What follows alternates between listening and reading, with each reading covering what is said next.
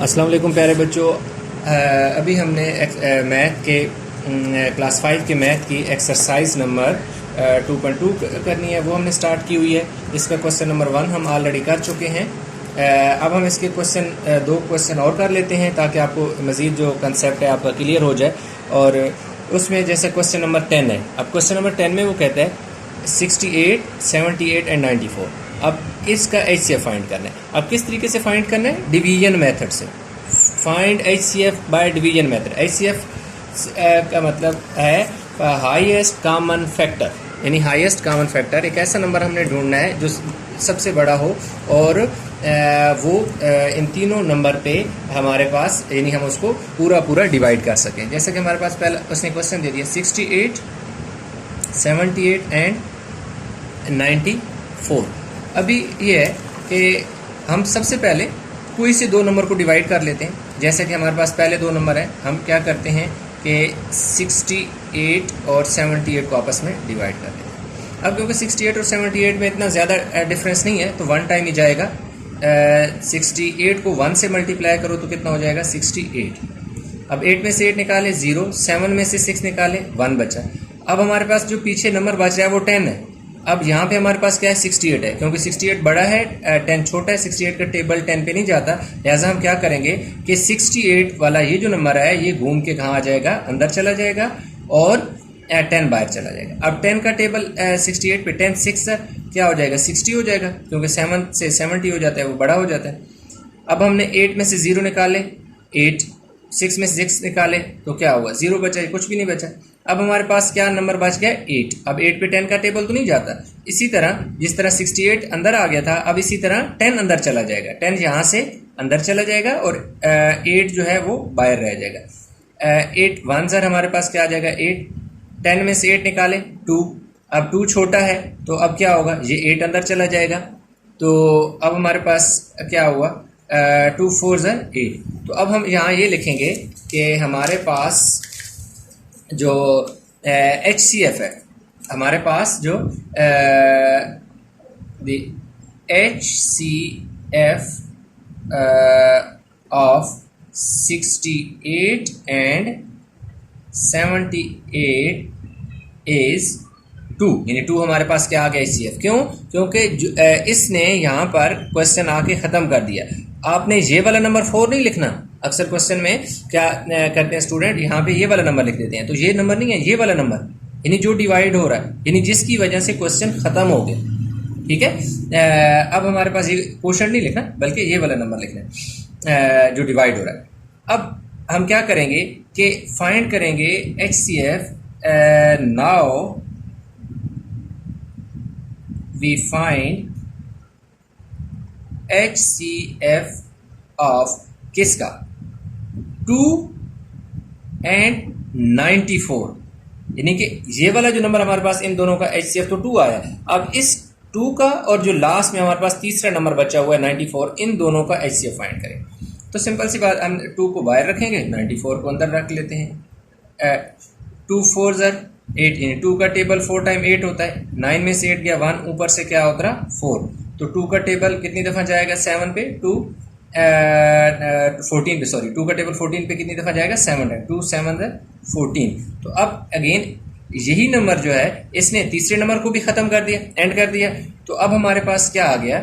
जो HCF है, HCF of किसका? 68, 78 एंड 94 इज 2, यानी इन तीनों नंबर का हमारे पास जो HCF है वो हमारे पास आ गया 2।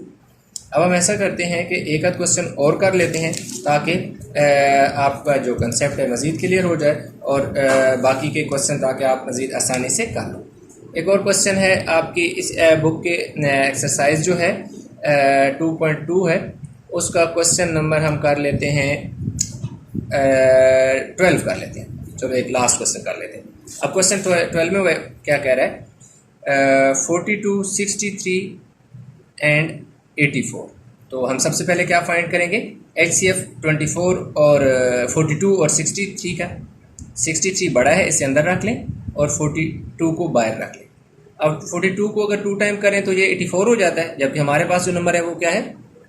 63 है तो 1 टाइम 42, 3 में से 2 निकाले 1, 6 में से 4 निकाले 2, और अब 21 को हमने 21 छोटा है 42 से, क्योंकि अब 42 का टेबल आप 21 पे तो नहीं लेके जा सकते, लेकिन 21 का टेबल 42 पे तो जा सकता है, लिहाजा ये वाला नंबर घूम के कहाँ आ जाएगा, अंदर आ जाएगा। तो 21 को अगर आप रफ साइड पे ना 21 है, इसको अगर आप 2 से मल्टीप्लाई करो, 2 1 ज़ा 2, 2 2 ज़ा 4, यानी 21 का टेबल 42 पे 2 टाइम जाता है। तो अब क्या हुआ, ये वाला जो 21 है इसने क्वेश्चन क्या कर दिया, एंड कर दिया, यानी इस 21 की वजह से क्वेश्चन खत्म हो गया। तो हमारे पास जो HCF है, HCF 42 और 63, 42 HCF ऑफ 42 और 63 इज 21, यानी हमारे पास 42 और 63 का जो HCF है वो क्या आ गया, 21। अब हम फाइंड करेंगे, नाउ वी फाइंड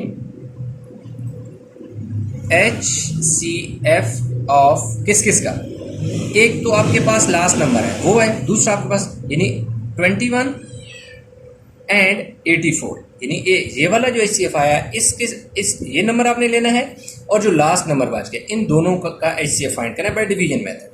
तो इस नंबर को इस पे डिवाइड करना है, यानी 84 को आपने क्या करना है, 21 को 84 पे, यानी 21 का टेबल 84 पे लेके जाना है। तो अब क्या है, 21 को अगर हम क्या करें, 4 से मल्टीप्लाई करें तो क्या होगा, 4 1 ज़ा 4, 4 2 ज़ा 8, तो 84 कितनी, यानी 21 का 4 टाइम जो टेबल है वो 84 पे चला गया। अब हमारे पास जो HCF आ गया,